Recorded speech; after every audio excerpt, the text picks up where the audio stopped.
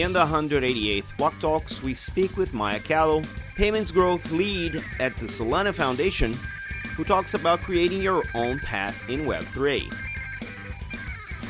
I'm your host, Mauricio Magaldi, and this is Blockdrops, your weekly digest on blockchain for business.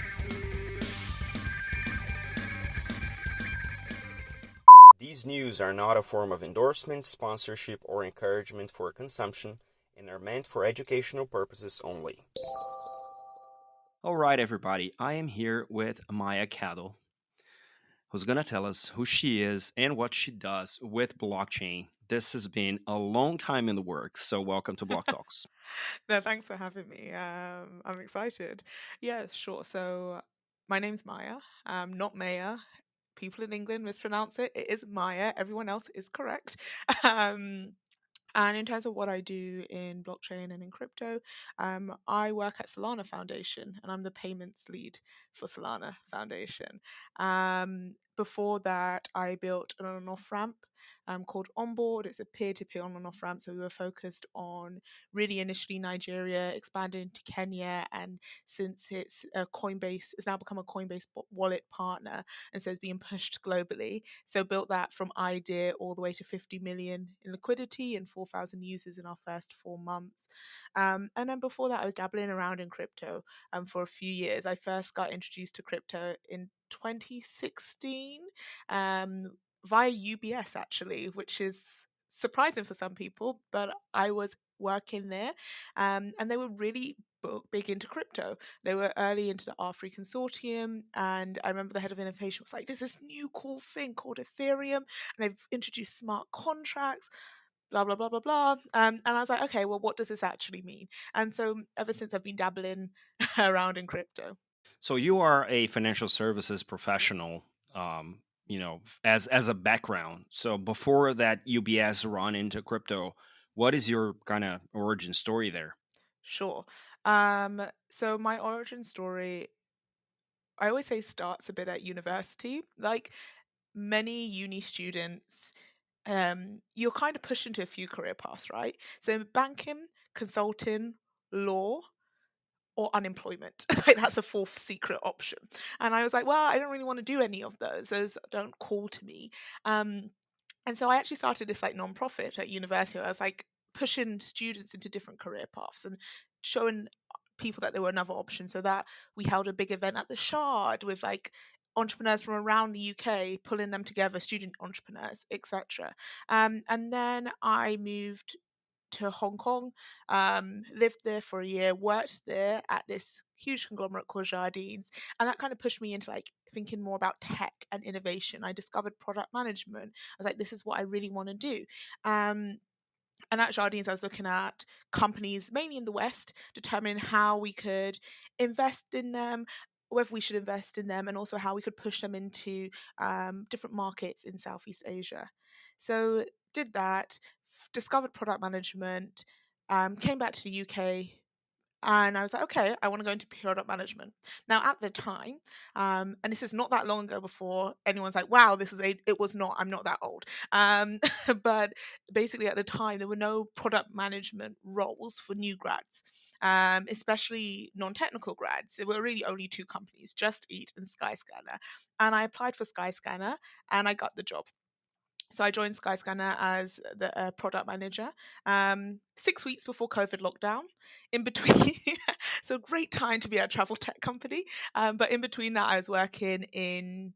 Or before that, I moved to Kenya for 4 months because I was like, want to learn about African tech.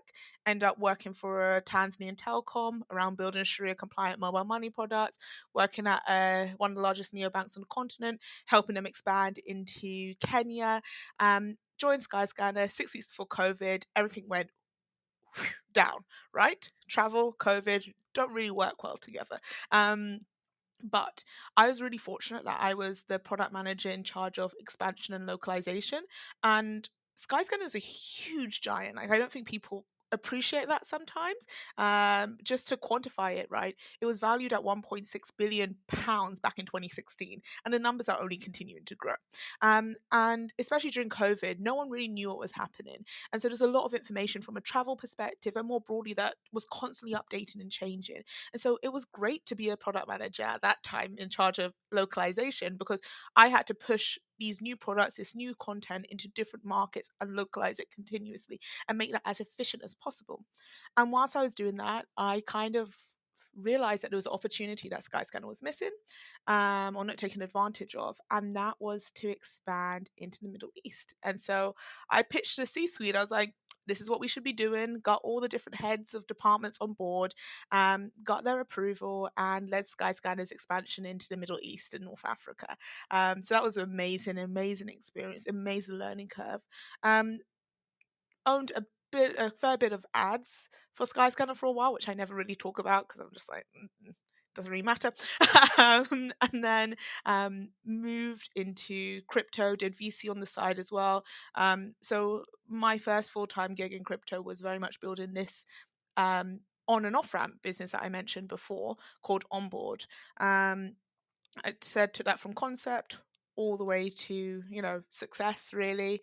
Um, and then I became chief of staff at the parent company of Onboard because Onboard was one business as part of the venture studio. It was my business, so to speak, in the venture studio.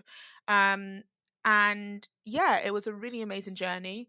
When I joined Onboard, I don't know if we even had an entity for like that I joined. Like, so it was very early. It was me and an engineering lead. And then we built an engineering team and we had a designer. But it was very much like, okay, anything that was an engineer or design was Maya. So whether that was product, whether that was BD. And one of the great things was that we built so many different businesses around that fundamental infrastructure of on and off ramping, whether it was an OTC desk, whether it was like we experimented with a B2B stablecoin neobank. We have a consumer product which is still going and thriving. Um, and it was an amazing journey. Chief of staff at the parent company. That was a really great learning curve as well. And then left it, or I left it. Um, I think I was like, there was a lot of questions, right? So this was post FTX.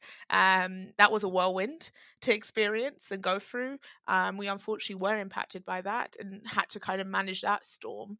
Um, and honestly, some of it was, what do I actually want to do? Do I still want to be in crypto? What does that even mean? What does that look like? And I spent a year and a half just exploring different things. So I looked at neurotech, I was looking at biotech, I looked at the creators economy and NIL laws and regulations. So it was really varied. I just wanted to, for me, I wanted to push every assumption I had off of the table and just start again and rebuild my core beliefs, etc. And anyway, I kept getting pulled back into crypto, and here I am at Sun. um, Well, that is an interesting story. Now, I must double click on that because what was your first crypto love about? What triggered when you were introduced to the smart contract thing, the cool thing? And what was the thing that was like, I need to double click into this. I need to experience this firsthand. Um, and then I want to also know what is your crypto second love, and why are you sticking around? Oh, that's quite hard because I feel as though my experience with crypto has been in different phases. So if we're to go back to like OG, like Maya in crypto, my first love was ironically Ripple and Ethereum. And I remember I was still at university and I spent the summer trying to understand what on earth does XRP mean? Like, why is this different? Like, what does this mean, right? This new technology, why is it significant? And then around the same time, it was similar for Ethereum. Funny fact, my friends and I were going to buy Ethereum back in 2016. Spent hours trying to onboard to like in exchange to do so. Never did. Went on holiday to Barcelona instead. Part of me does think about how that would have panned out because it would have been really nice if I had bought that Ethereum then. But anyway, you live, you learn. So I think that was like my first introduction. I don't think I fully grasped the significance of it at that point.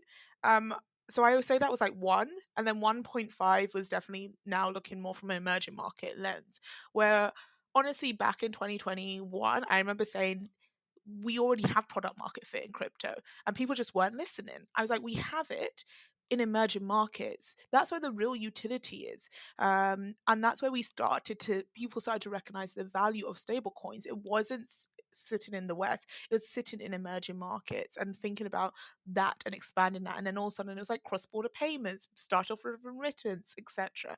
Um, and so that was like my real when I fell in love with it, because um yeah, there was real opportunity to shift the narrative and to do something different. And in terms of your then second question of why did I come back? So a couple of things. As part of my exploration, as I said, I looked at so many different sectors, and I am globally minded and globally aligned. I am very much interested in emerging markets, new markets, um, whatever term you want to call those different regions and continents. Right? That's something that I'm very passionate about. And I found that whilst most forms of technology have a global ramification, they're really localized in terms of how they think about innovation. So let's take AI as an example. AI, of course, has global ramifications, huge, huge potential. Like, and we're already starting to see that. Still early days, but when we think about innovation, it's still heavily regional. So you have the big players in the US, you have emerging players in China, in India, etc. But they're still slightly separated.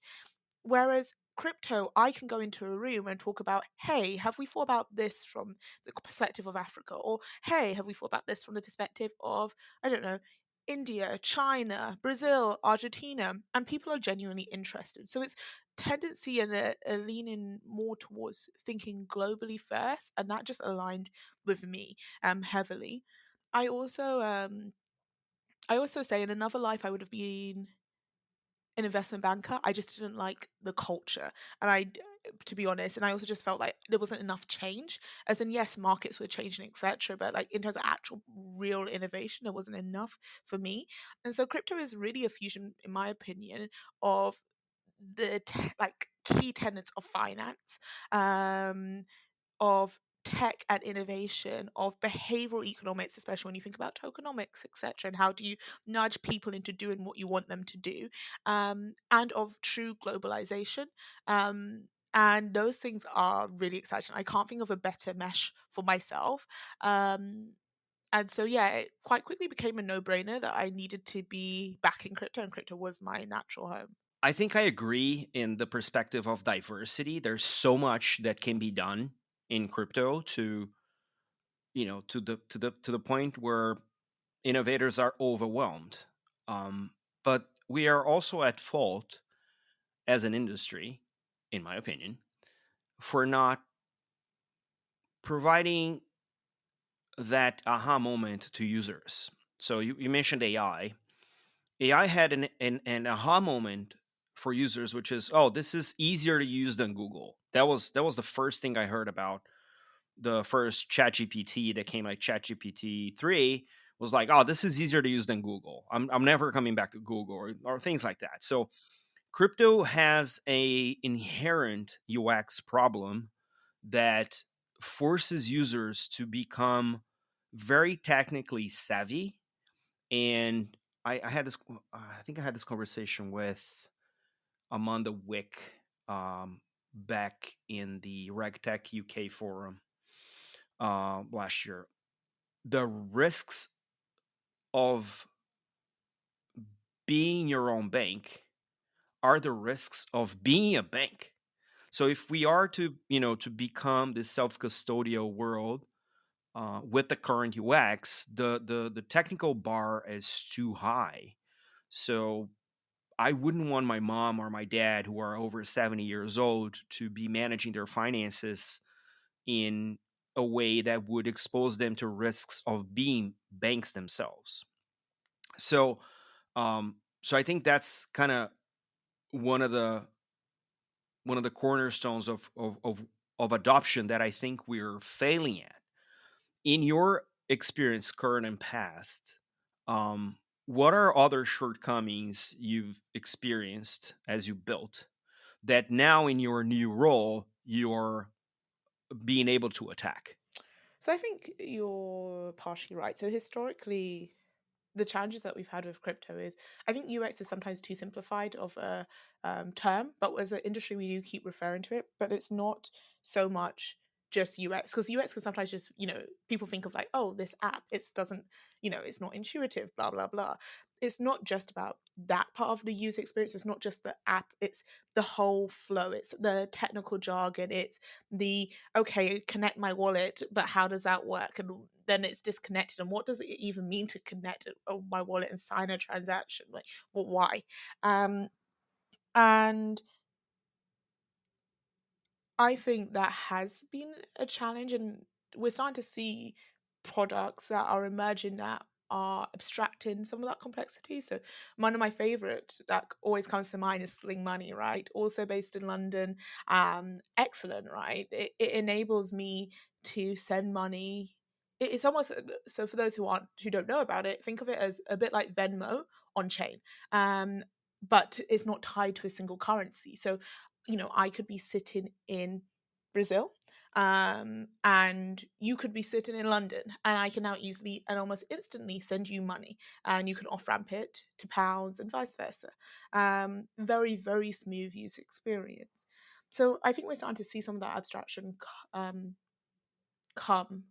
Now, where I think there's still a bit of a challenge is almost connecting all of these different things together. And that's something that's really important to me. So I'll flesh that out a bit more.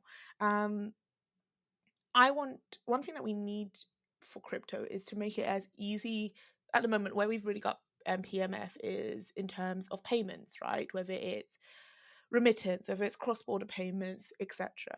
And I'm now thinking, of course, from more of a protocol or blockchain level, right? Sitting at Solana. How do we make it as easy as possible for two things to exist?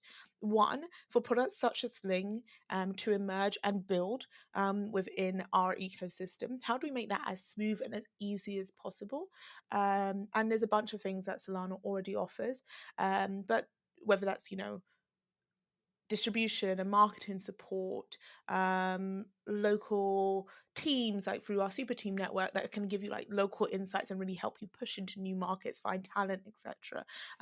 That's one aspect. But then the other aspect of that is then also like when we start to think about the network. So if we are a payment provider, one thing that I really care about is end to end. So a lot of companies and blockchains are saying, okay, we want to be the natural hub for payments, and there's a whole argument from a technical perspective, speed, security, etc. So maybe let me add a provocation there. Who do you think of when you're articulating Solana as a building platform?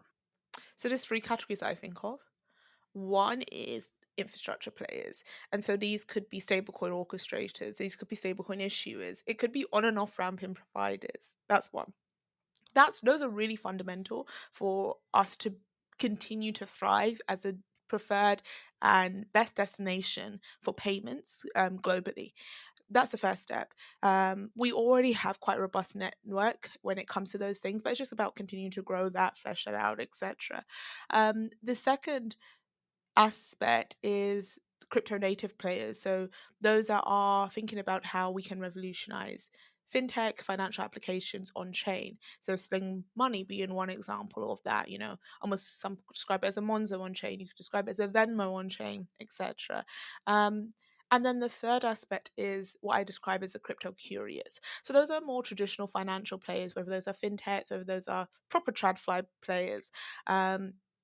It's really thinking about how can they embed crypto, and it may even just be from a back end perspective to optimize their business and to make their business as efficient as possible, but also benefit their end users, whether that's in terms of cost, transactions, settlement times, etc. And that's kind of what I think about. And so to go back to what your original question was, right, which is user experience, and what do I think about when it comes to what are the challenges, how are we trying to improve them. User experience is definitely correct, but it's more than just, oh, my app isn't smooth. It's all the different plumbing that it takes for, I don't know, one to go from Naira in Nigeria to pounds in the UK via crypto rails. Um, that's kind of what I start to think about. That is the user experience. It's end to end journeys, and people with as an ecosystem, we're starting to recognize that and think about that. And one thing that Solana is very good about is we are tech heavy and tech first, but we've also, as a blockchain, have been always very aware about BD distribution and user experience. It hasn't just been, oh, we've got great tech, everything else will follow. We do both. And I think that's really, really important. We were the first to really think about how do we think about local communities, i.e., that crypto usage, people, behaviors, it's not all the same around the world, as you'd expect. But really, Solana was the only player to begin with that really actively started thinking about that and invested in it. We have such a strong network of what we call super teams, which are local community hubs. And they're doing an amazing job. And what I think about then is, okay, when let's say for me, I'm primarily focused on payments. What does this end to end plumbing look like? How can we make it as easy as possible for someone to build new, innovative opportunities related to payments, credit, etc., on Solana, improve that experience because it's great, but there's always room for improvement. How can we make sure we're connecting all that plumbing globally? And as I said, I've always been globally minded, and that's what I continue to embed in Solana for sure. From your perspective, from what you just said, there's also an assumption that even though the self sovereignty ethos is a crypto thing that we are sometimes enamored with, um, that is not the reality of most people and most businesses. So these intermediaries, and I'm going to call them intermediaries because that's what they are. They are facilitating, they are abstracting the infrastructure, the blockchain, and enabling not only people to access the technology or the functionalities in ways that make sense to them, but they're also capturing some of the value for them. Because in my experience and in the things I've seen over the years, it is very much possible to build centralized solutions and businesses on top of decentralized infrastructure. But it is impossible to build decentralized applications on centralized infrastructure. And even though I am what could be considered a decentralization maxi, I also understand that we're on a transition period between what it is and we're exercising what it could be.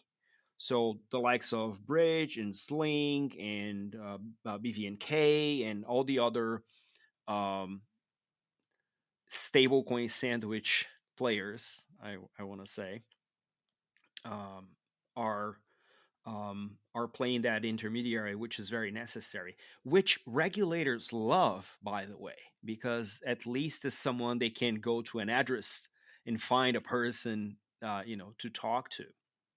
Now, expanding on that, what is on the decentralization spectrum of this conversation that you've seen really innovative and problem solving solutions on the DeFi side?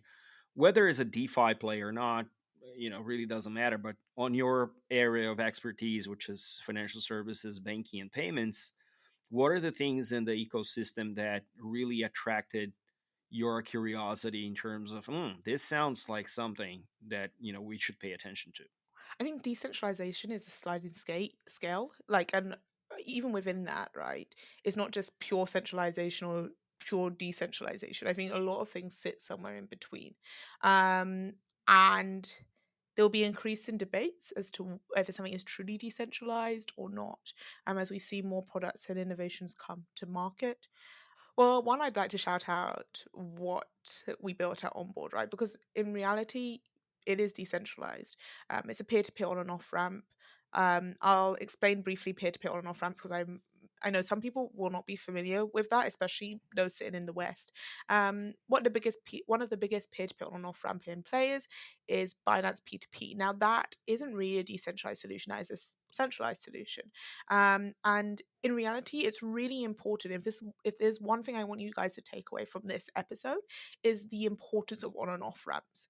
And the reason I say that's important is if you actually trace it back, one of the key reasons Binance is one of the biggest centralized exchanges globally is because they invested really heavily in local on and off ramps through their Binance P2P networks, which meant that I could be sitting in almost any country in this world and easily access and go from fiat to crypto and vice versa via Binance. And that's really powerful.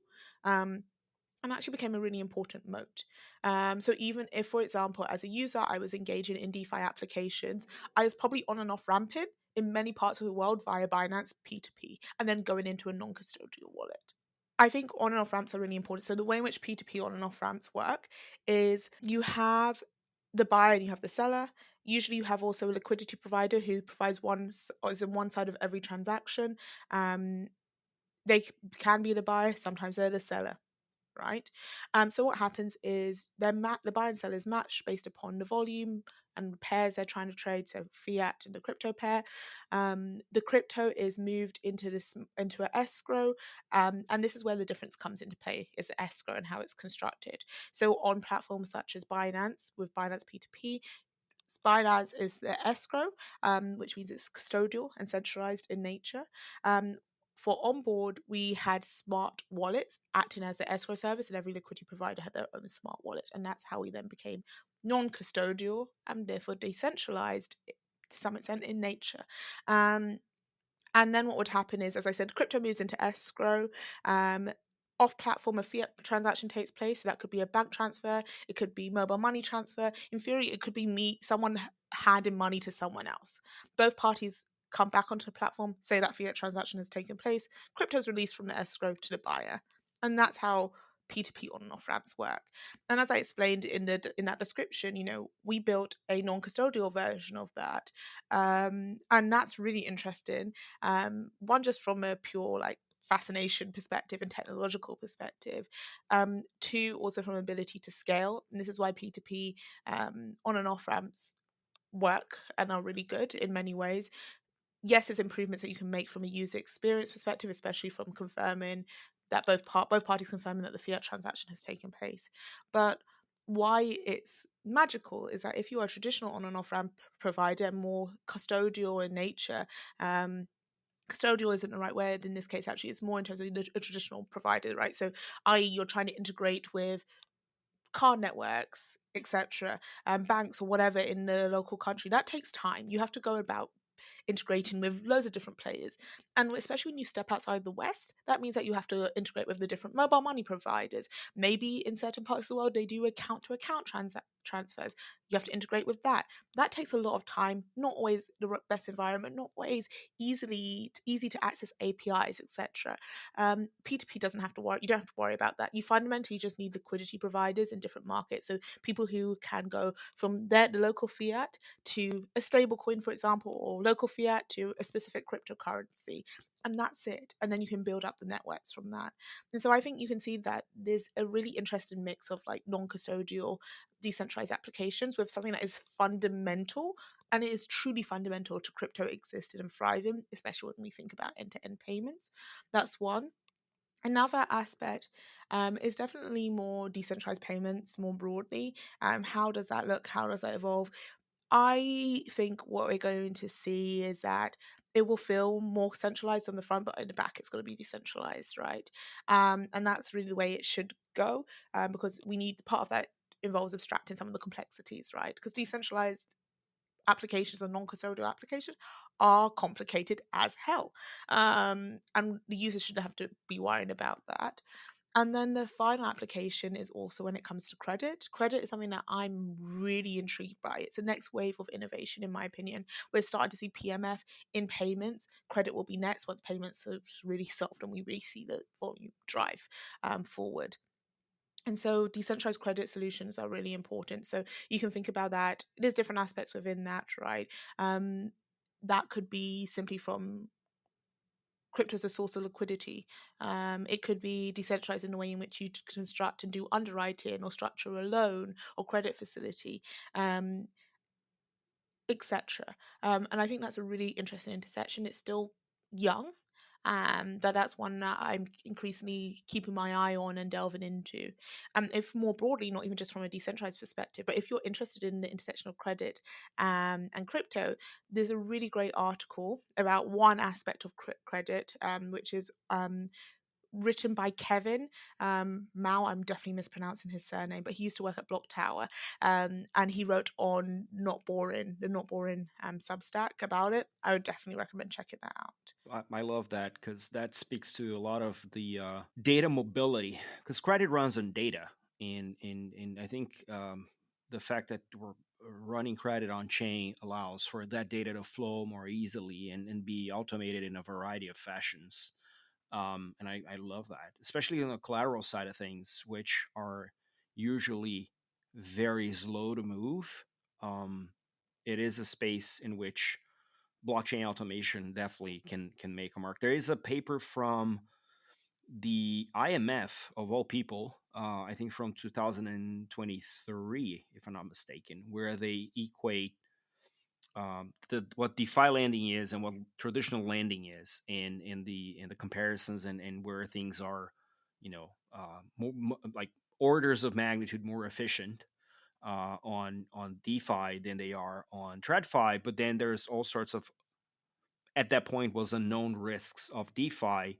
And this month, the BIS actually published a paper on the stability risk implications of DeFi, which, again, with more time, more research, more use cases being brought on chain, the researchers have more material to compare and contrast, and come with recommendations. And I can't even believe I'm going to say this. The paper is really, really good. The BIS paper is really good, but not because it's in a void or in a vacuum, but it plays off of everything that happened in the last 2 years, and they start to point out things that I've been advocating for through the podcast in the last couple of years, which is on-chain oversight, standardized frameworks, standardized smart contracts, clarity on risk, clarity on collateralization, all of these aspects of DeFi, and especially on the credit side, that we haven't had clarity yet.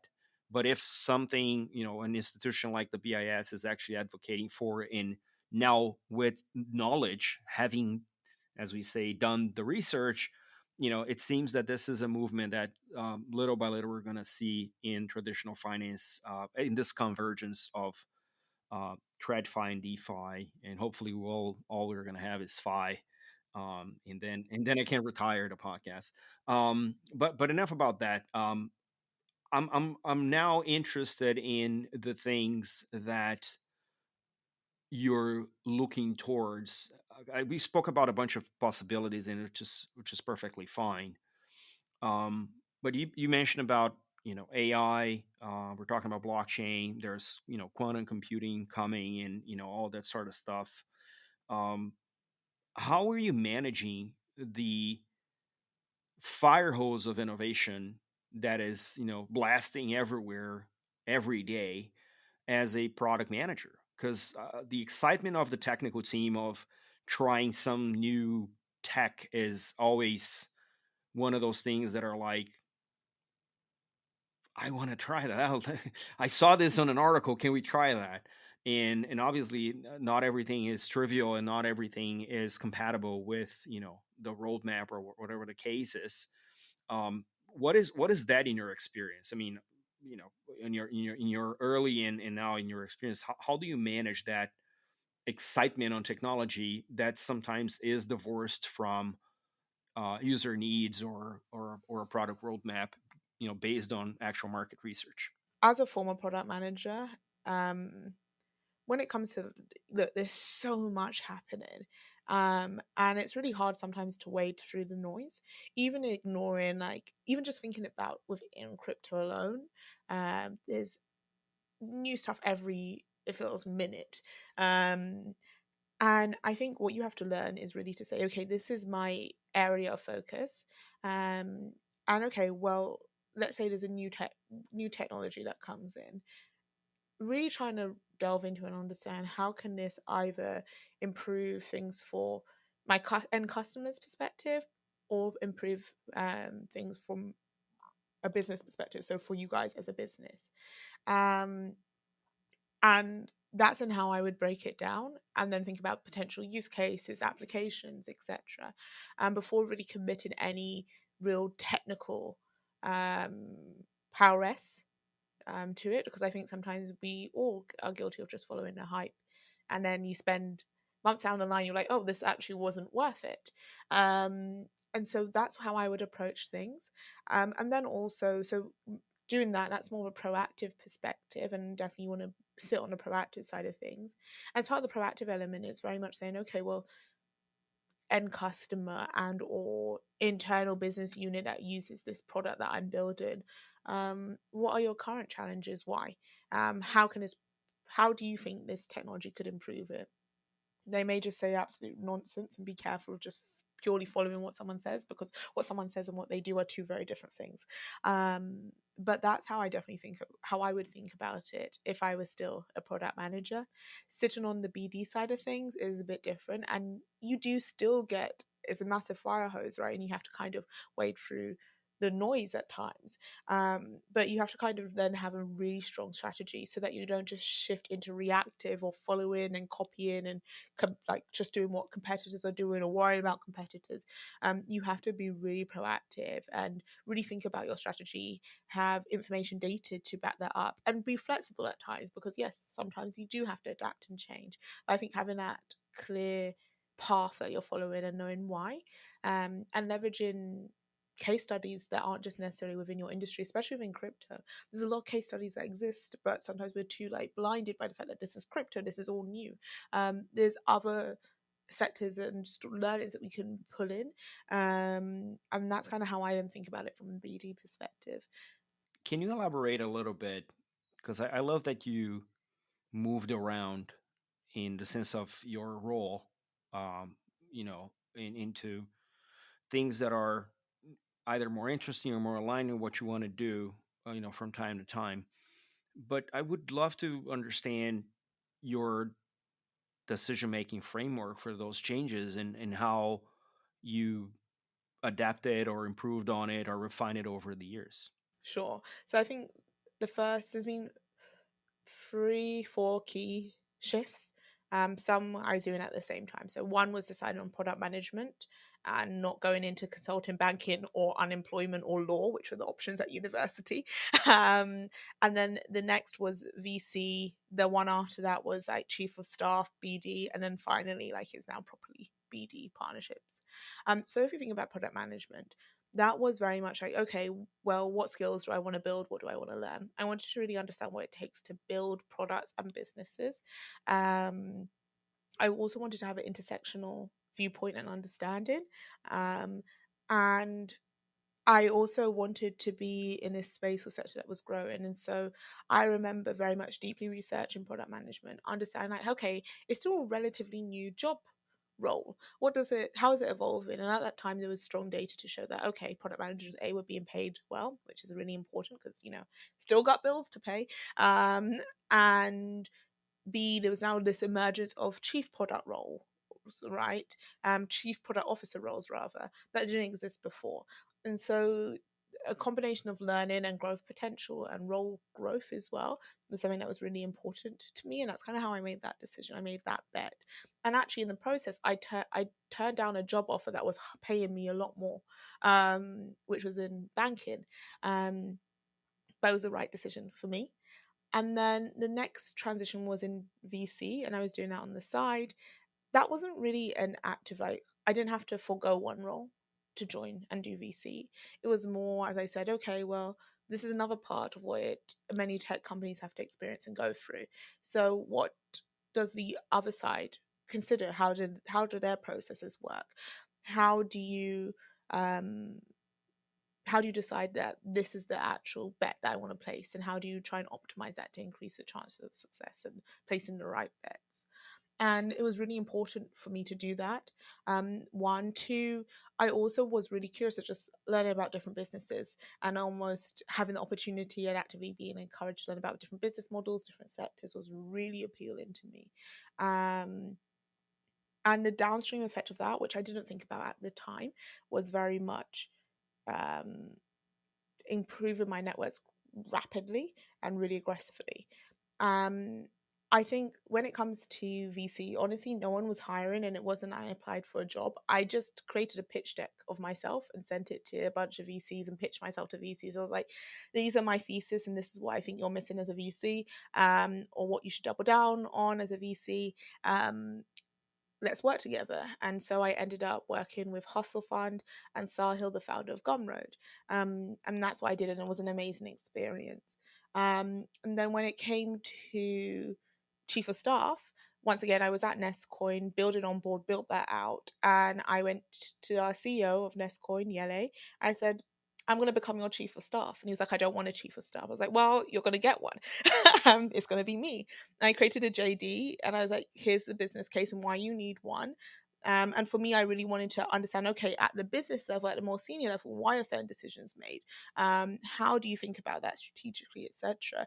And also gave me opportunity to work across different businesses, do different things from BD to PR, to marketing to GTM, etc., which I'd had some experience in, but I wanted to flesh out more.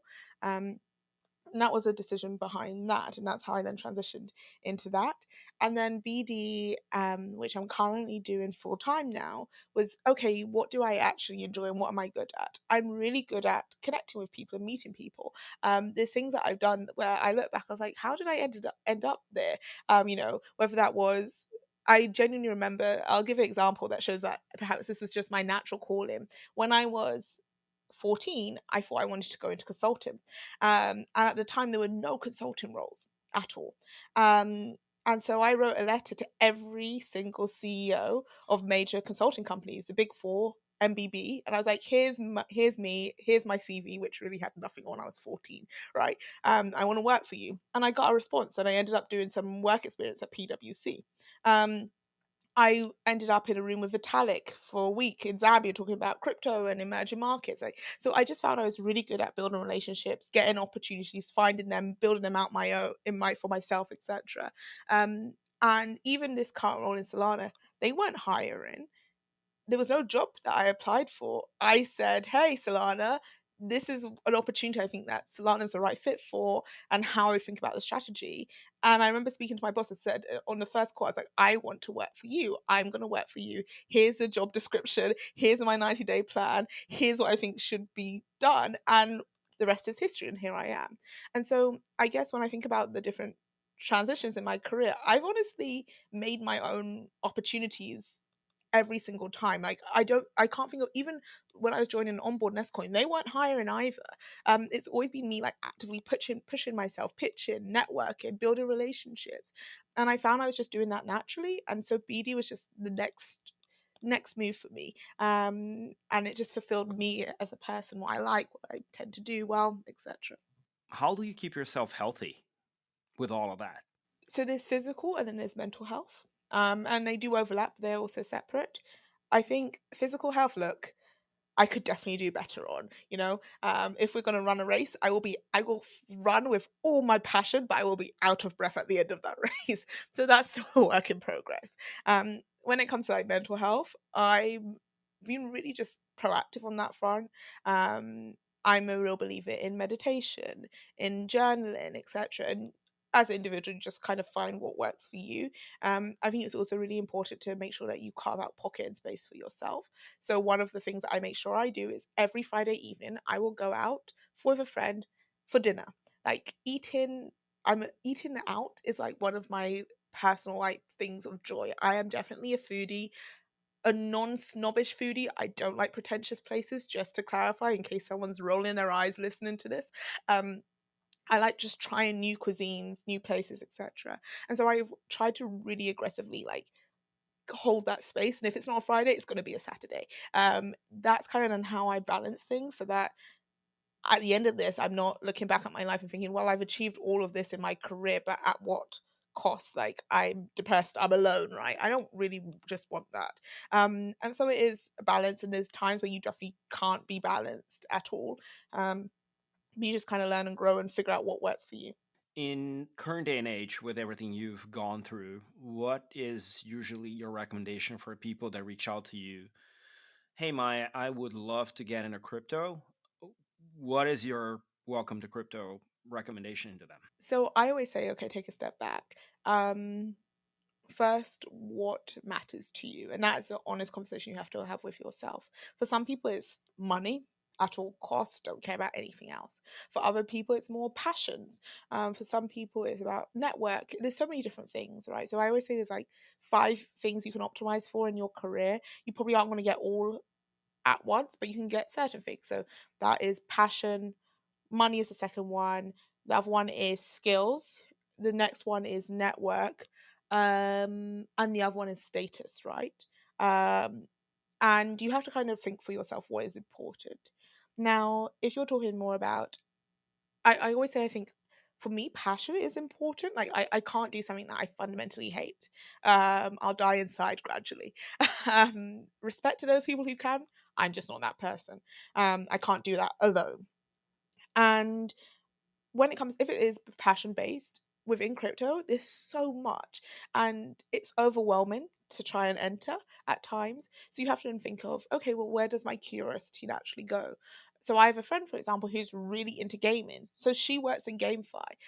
I'm not a gaming person by nature, but I love payments, I love financial systems, I love credit, etc. And so PayFi, which is new jargon, yay, but really a valuable one to just delve into, in my opinion, was where I kind of was drawn to. So I think figuring out what area of crypto you want to delve into. So there's GameFi, there's PayFi, there's DeFi, there's SocialFi. Um, there's DeSci, decentralized science. There's DAI, decentralized AI. And I'm sure I'm missing some. But figuring out where you want to sit. And it may be that you start in one area and you're like, actually, not for me. And you move on. But I think that's a really important way. And when I say delving into that area, I'm not just talking about going onto Google and reading. That's not it alone. Do some of that, but also don't start speaking to people. Just start doing stuff. Like, the good thing about crypto is there's so many different ways in which you can contribute to projects. It could be just writing about them. Sorry, it could be doing social stuff on social media. But find a way to contribute to a project in that space, and that will, action brings about data, and then you kind of know where to go from there. And so that would be my piece of advice: is just explore. And I think that's really important, because some people think of a very traditional mindset of like, okay, I want to go get a job in crypto. But then they land in the wrong part of crypto, and then they feel like, okay, well, I can't leave. It's only been a month in. It will look bad on my CV, etc. And then they sit there for like a year and a half until they can tick that box. Whereas in reality, what you could do is, one of the best things about being at university is like, people forgive you. They're like, yeah, she's doing a 2 week internship at this place and then another 2 weeks at this place. Treat yourself and your life like that and be unapologetic about it. There'll be loads of people who will say and judge you for it. Screw them. You're living your life for you. And so that's kind of how I don't think about it. So that's what I did in my sabbatical and career break. I tried to contribute for loads of different things and projects, and had loads of different conversations, and that helped me to figure out what I wanted to do and where I wanted to be. Um, and that's how I would approach it. Take that university, like spring week, internship mentality and apply it to your life. And that may be alongside a full time job, but it's more than possible. Make your own reality. Especially in crypto, you can do that. And if you think you can't, you're just making excuses for yourself and you're not being creative enough. That is a very interesting piece of advice. Love that. That's also speaks to our ethos in permissionlessness. So yes. Um, Thank you so much. How can people learn more about you and what you do, and keep tabs on Maya Caddle everywhere? Sure. So my name is unique. If you see another Maya Caddle and it's not linked to me, report them. It's a fraud. So my name, literally Google me or look on LinkedIn, look on Twitter. My Twitter handle is Caddle Maya, surname, then my first name. On LinkedIn, I'm Maya Caddle. Everywhere else, I think I'm just Maya Caddle. So you can find me on Twitter, you can find me on LinkedIn in particular. Um, I may not always be actively posting and tweeting, but I'm there. Like, I'm lurking and I'm trying to post more now. So yeah, you can find me on those platforms. Maya, thank you so much for the time, and I love to learn more about you and your journey. Appreciate you joining us for this Block Talks interview, and hopefully we'll bump into each other at some conference somewhere in the world soon. Bye for now. Bye. Thank you so much for having me.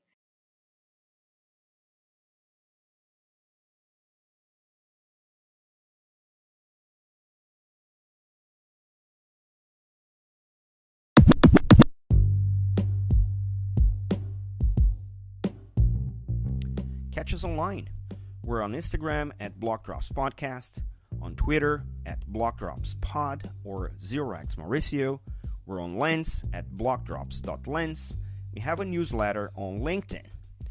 Write to us at blockdropspodcast@gmail.com, and you can listen to the Blockdrops podcast at Spotify, iColab, Faberbun Tech, and all of the other major streaming platforms. Yay! Shout out to Maya Caddle for sharing this incredible journey in Web3 with us.